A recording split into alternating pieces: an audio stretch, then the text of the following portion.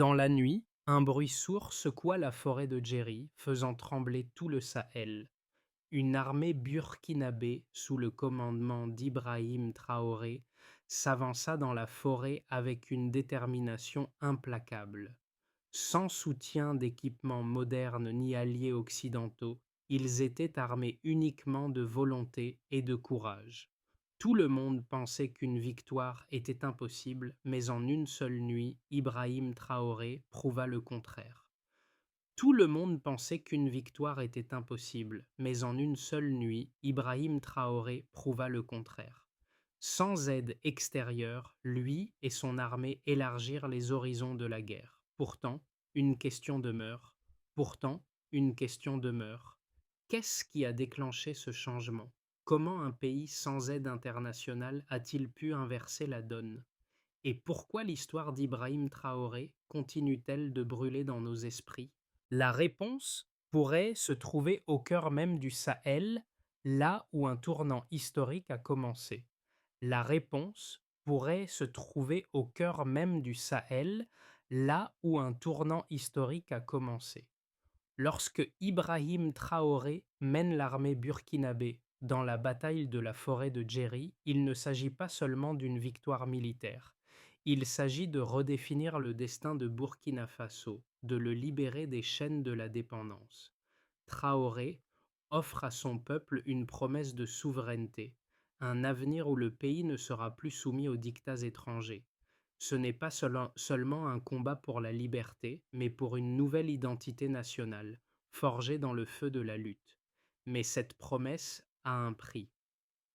Mais cette promesse a un prix. Ce n'est pas seulement la victoire militaire qui compte, mais la capacité à transformer cette victoire en un processus de souveraineté durable. Un pays longtemps considéré comme dépendant doit désormais prouver qu'il peut se maintenir seul, sans l'aide de puissances extérieures. Dans ce monde où l'indépendance est souvent mesurée par les ressources et l'influence géopolitique, la question demeure: le Burkina Faso peut-il réussir à s'autonomiser durablement? Ou cette victoire n'est-elle qu'une illusion temporaire? En une nuit, le Sahel a changé. Ce n'était pas juste un raid, c'était une affirmation de souveraineté. En une nuit, le Sahel a changé. Ce qui semblait être une opération militaire isolée s'est révélé être une véritable démonstration de puissance et de stratégie, signée par Ibrahim Traoré. Avec 41 djihadistes neutralisés et 40 fusils saisis, l'attaque a marqué un tournant majeur pour l'armée burkinabé, un message envoyé à la fois aux alliés et aux adversaires. Ce n'était pas juste un raid, c'était une affirmation de souveraineté. La situation dans le Sahel a longtemps été marquée par une instabilité grandissante. La situation dans le Sahel a longtemps été marquée par une instabilité grandissante. Les forces étrangères, principalement occidentales, étaient censées être les garantes de la sécurité, mais la réalité sur le terrain disait le contraire. Le Burkina Faso, comme ses voisins du Sahel, avait longtemps été dépendant de ces puissances extérieures, non seulement pour des raisons économiques, mais aussi en raison de son incapacité à se défendre seul. Mais avec l'ascension d'Ibrahim Traoré et la montée en puissance de l'armée burkinabé, un nouveau paradigme semble émerger. Ce changement n'est pas seulement militaire, il est également stratégique, redéfinissant les alliances et la dynamique de pouvoir dans toute la région.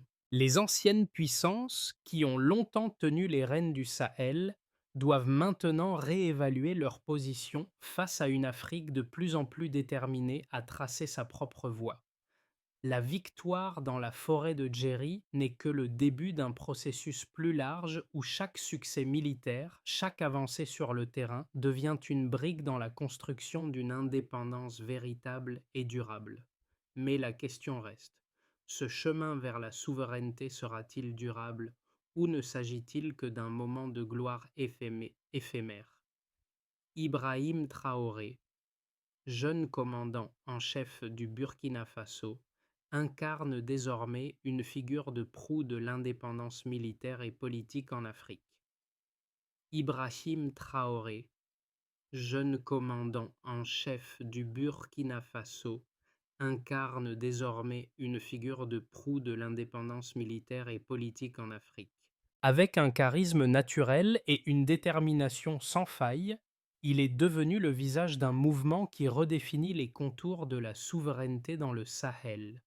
Son leadership ne se mesure pas seulement à ses capacités tactiques, mais aussi à sa vision d'un Burkina Faso, capable de se défendre seul, sans l'assistance des anciennes puissances coloniales. L'impact de l'opération Sandstorm dirigée par Traoré a été immédiat. L'impact de l'opération Sandstorm dirigée par Traoré a été immédiat. Non seulement l'armée burkinabé a repris le contrôle de territoires stratégiques, mais elle a également envoyé un message fort au reste du monde. Le Burkina Faso n'est plus un simple spectateur dans la politique régionale, mais un acteur majeur. Sur le terrain, l'opération a renforcé la confiance des civils qui ont vu en cette victoire la preuve de la résilience et de la capacité de leur propre armée à défendre leurs terres. Au-delà de l'impact militaire, la victoire de Jerry Forrest a eu des répercussions sur l'ensemble de la région. Elle a encouragé les pays voisins à adopter une approche plus autonome en réduisant leur dépendance aux puissances occidentales. L'alliance naissante entre le Burkina Faso, le Mali et le Niger a permis de créer un noyau dur de défense régionale, dont l'objectif est de renforcer l'unité et la stabilité du Sahel. Mais le défi reste immense. Comment maintenir cette dynamique sans succomber à l'instabilité persistante de la région? L'opération Sandstorm a débuté dans un silence lourd, celui d'un matin sans promesse. L'opération Sandstorm a débuté dans un silence lourd, celui d'un matin sans promesse, à l'ombre d'une forêt qui semblait figée dans le temps.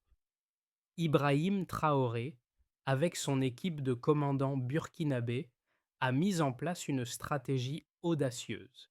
Il a ordonné un encerclement rapide de la forêt de Djeri, un endroit longtemps considéré comme un terrain de chasse pour les forces djihadistes. En dépit du manque d'équipements sophistiqués, l'attaque a été menée avec une précision remarquable. En quelques heures, les forces burkinabées ont neutralisé plus de 40 combattants, mettant en évidence une nouvelle réalité. L'armée du Burkina Faso était prête à tenir tête à toute menace aussi bien interne qu'externe. L'efficacité de cette opération a profondément changé les rapports de force dans la région. L'action militaire n'était pas seulement une démonstration de force, mais aussi une réponse à une situation géopolitique complexe. Les anciennes puissances, qui pensaient encore pouvoir contrôler les événements du Sahel, ont vu leur rôle remis en question. En revanche, les pays voisins, tels que le Mali et le Niger, ont vu dans cette victoire la preuve que l'autonomie régionale était non seulement possible, mais nécessaire pour la stabilité à long terme. Cependant, ce n'était que la première phase du processus. Le véritable défi venait ensuite. Maintenir l'élan, éviter de se laisser entraîner dans les pièges des anciennes habitudes et créer un environnement de stabilité durable. Le peuple burkinabé, bien que victorieux sur le plan militaire, devait maintenant faire face à la réalité de la reconstruction. Le Sahel, qui avait longtemps été une région de guerre et de chaos, devenait progressivement un lieu où l'avenir dépendrait de la capacité à unir les peuples et à imposer une gouvernance forte. La pression était immense, mais l'opération Sandstorm n'avait pas seulement repoussé les ennemis visibles. Elle avait également mis en lumière une vérité plus grande. La véritable force résidait dans l'indépendance, et non dans la dépendance vis-à-vis des puissances extérieures. À l'échelle régionale, l'adhésion croissante à cette philosophie a commencé à prendre forme.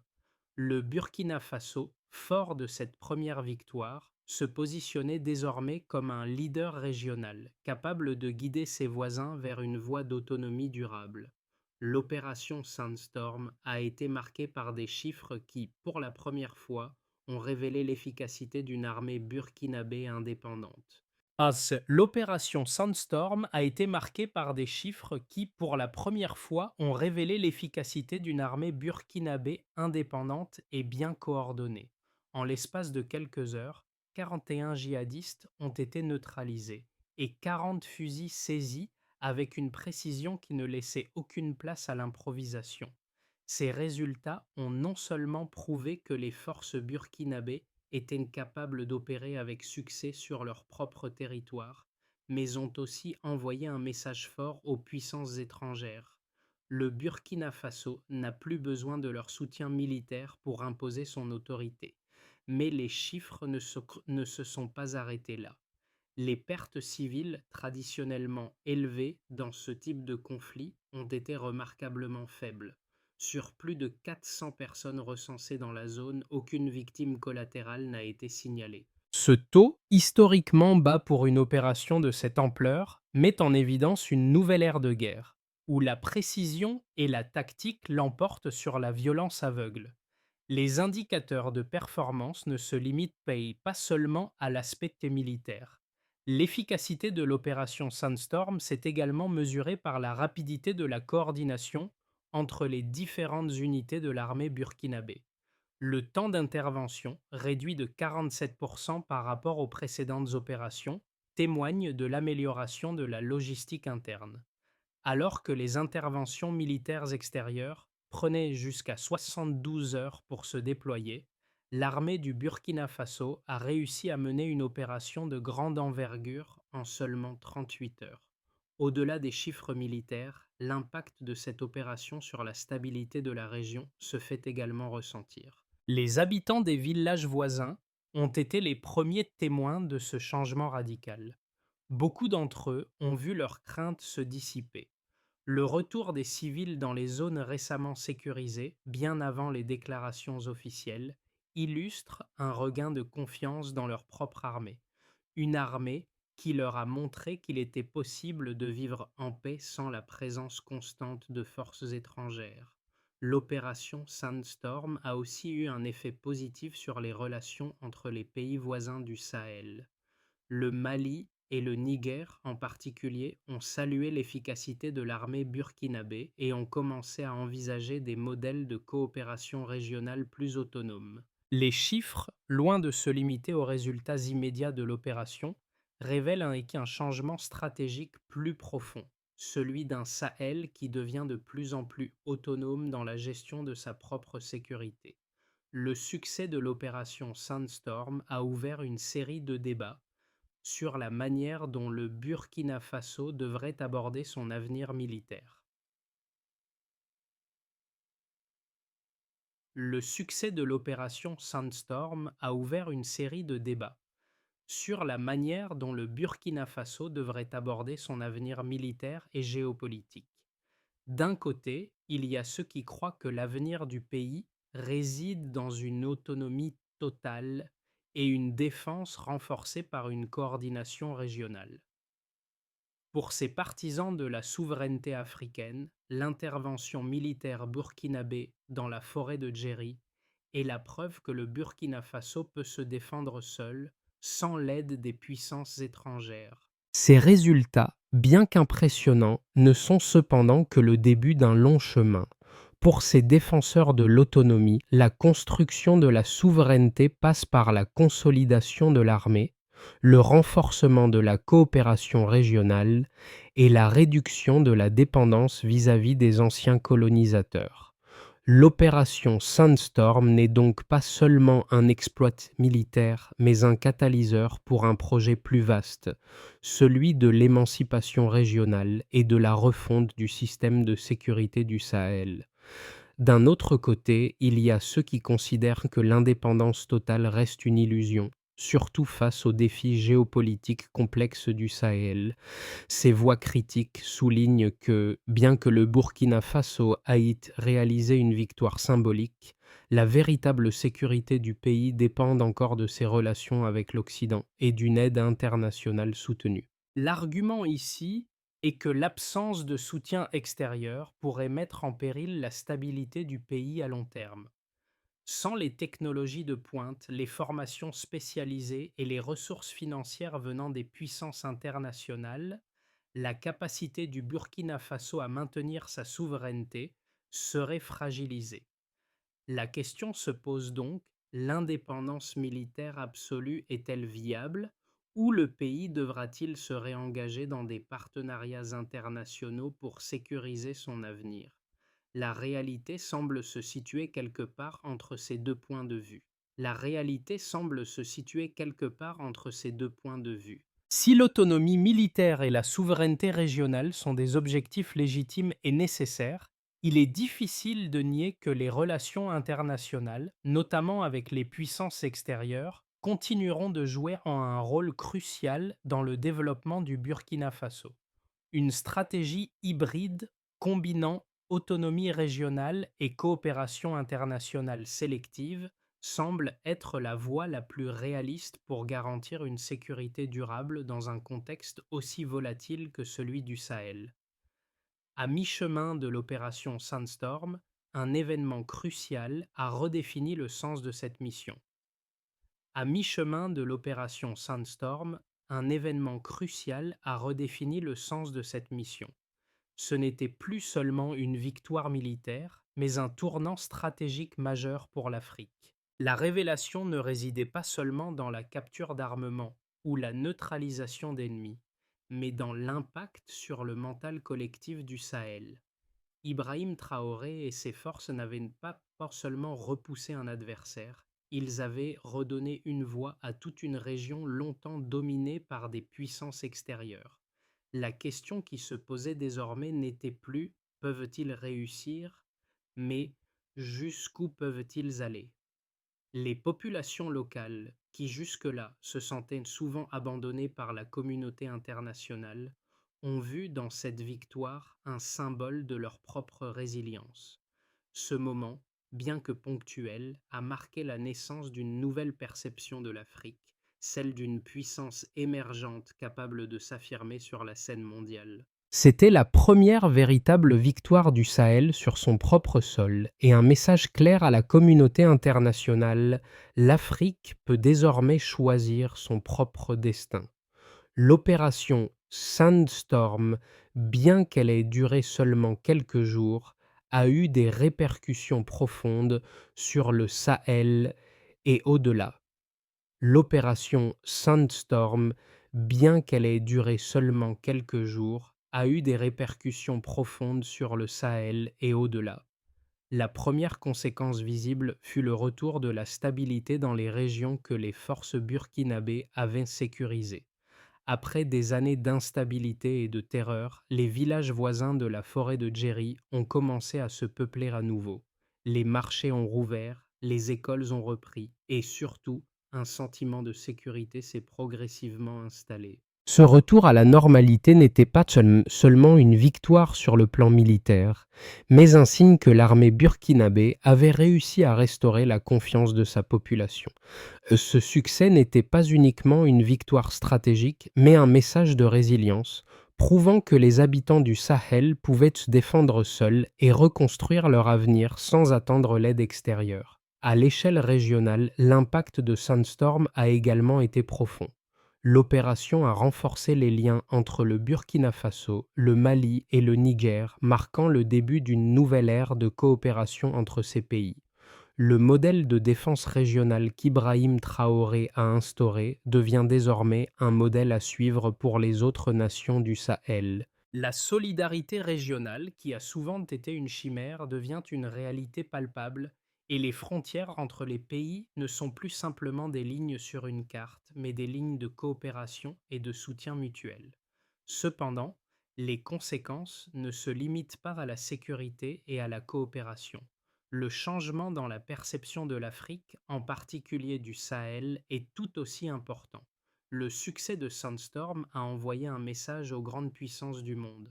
L'Afrique, et particulièrement le Sahel, n'est plus un terrain de jeu pour des acteurs extérieurs, mais un acteur stratégique à part entière. Cette nouvelle dynamique pourrait redéfinir les relations internationales dans la région, avec des puissances comme la Chine et la Russie qui, déjà présentes sur le continent, pourraient chercher à étendre leur influence dans cette zone, à l'écart des anciennes puissances coloniales. La vraie question à laquelle le Burkina Faso et ses voisins devront répondre dans les mois et années à venir est la suivante. Pourront-ils maintenir cette dynamique de souveraineté et de stabilité à long terme? Les défis internes, notamment la gestion de la reconstruction et la lutte contre la corruption, demeurent d'énormes obstacles à surmonter.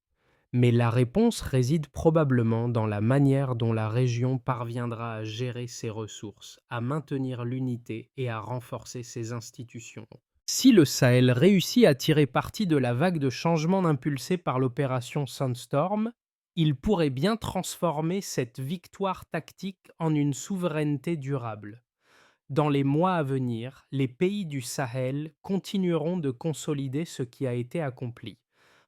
Trong 6 12 Thang Toi, Burkina Faso, Convoi Mali va Niger, ce Tieptok Kunko Nyungzi Dadaduk. L'opération Sandstorm n'est pas une fin, mais le début d'un processus long et complexe.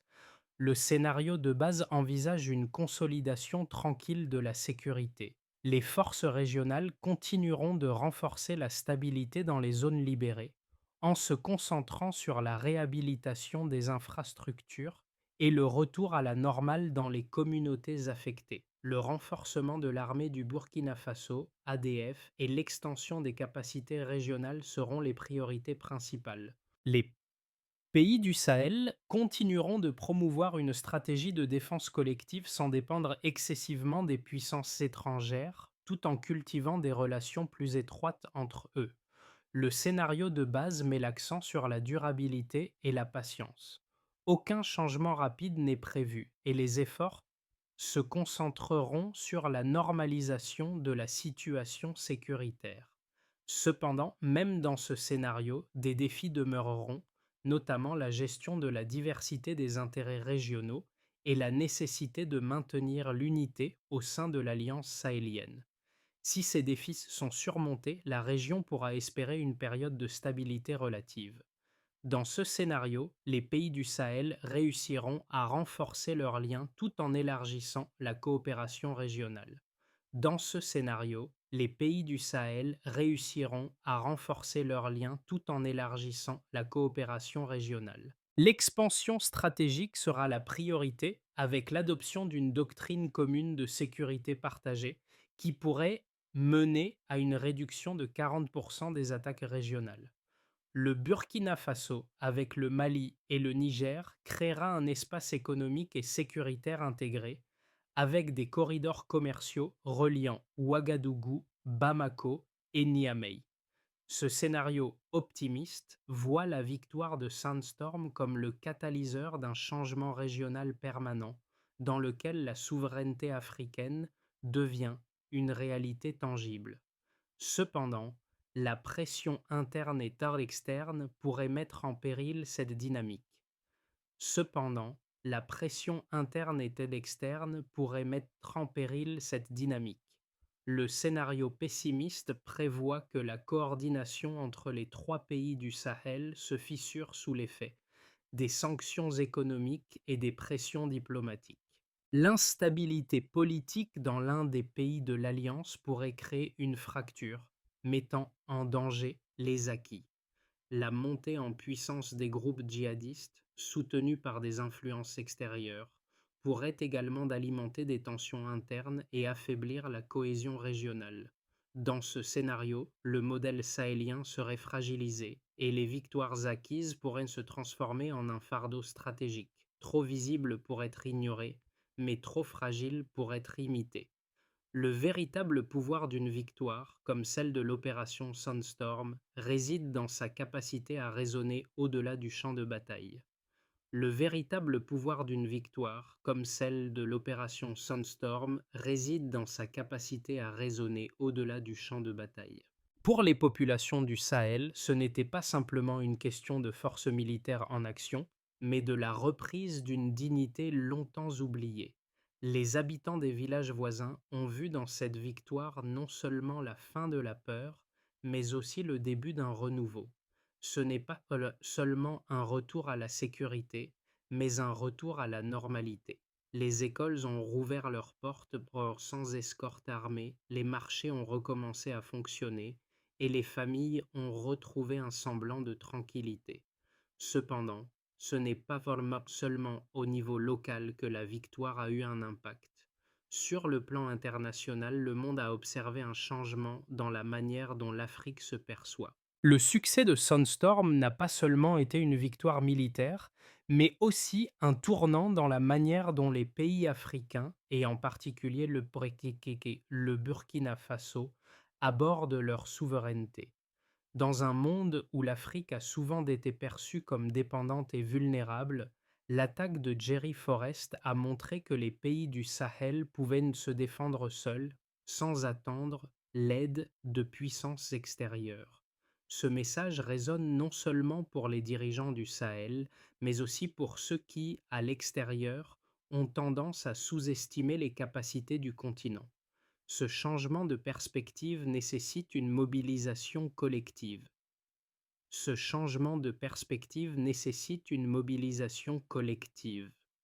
Les succès de l'opération Sunstorm doivent se traduire par des actions concrètes pour assurer la stabilité régionale et garantir que la souveraineté retrouvée ne soit pas éphémère.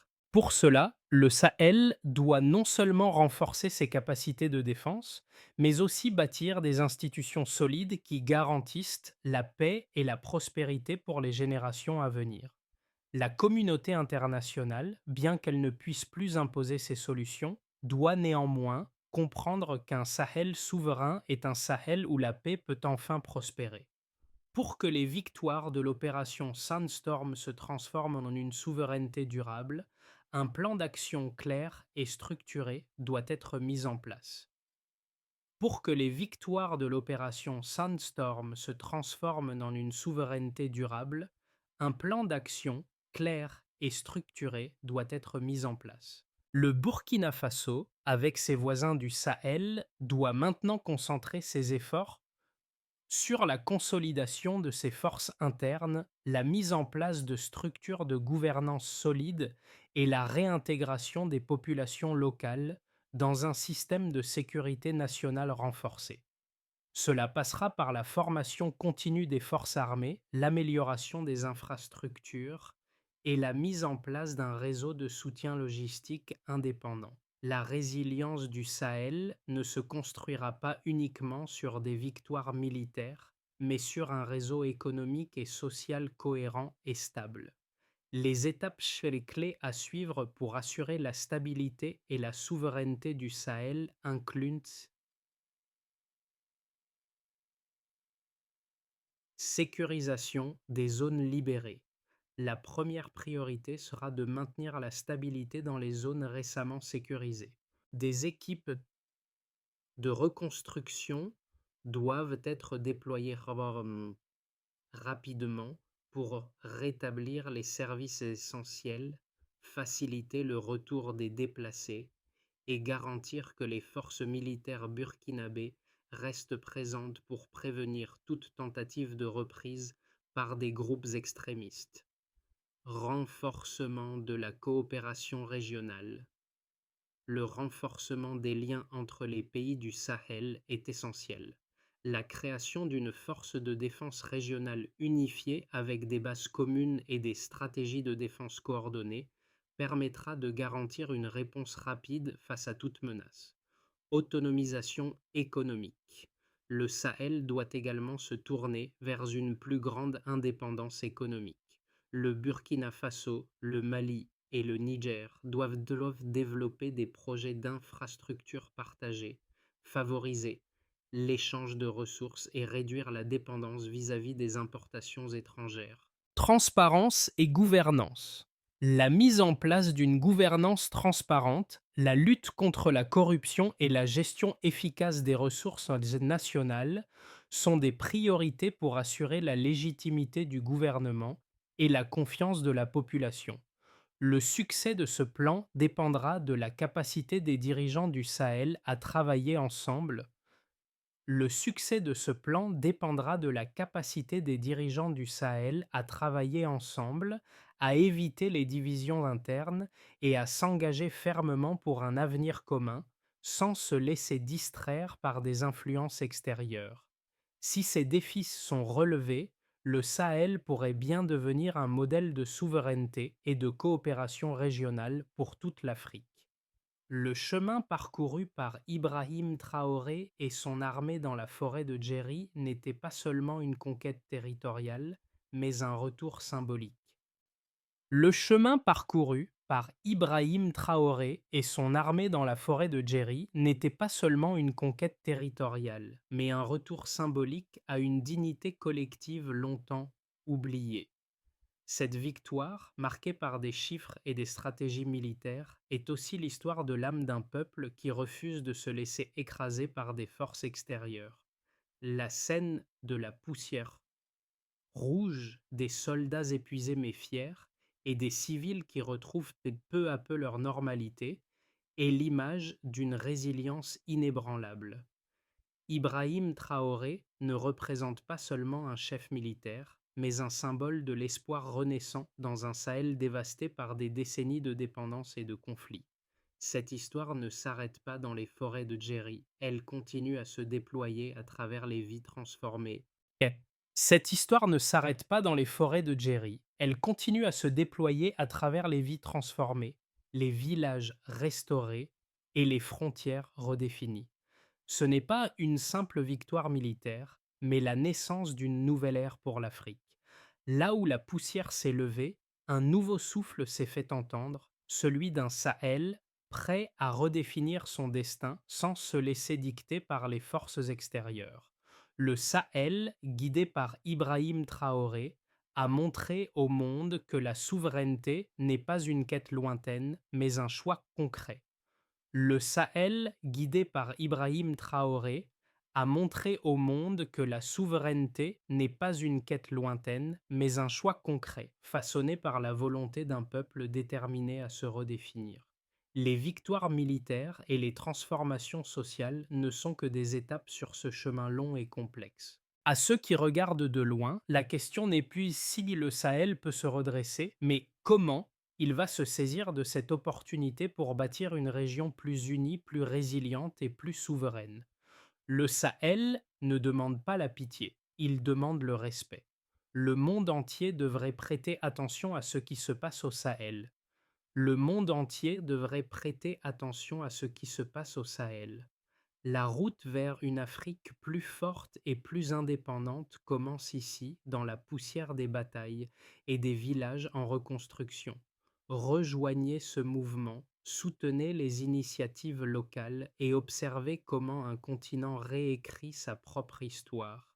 Le Sahel a trouvé sa voie et il est temps que le monde l'écoute.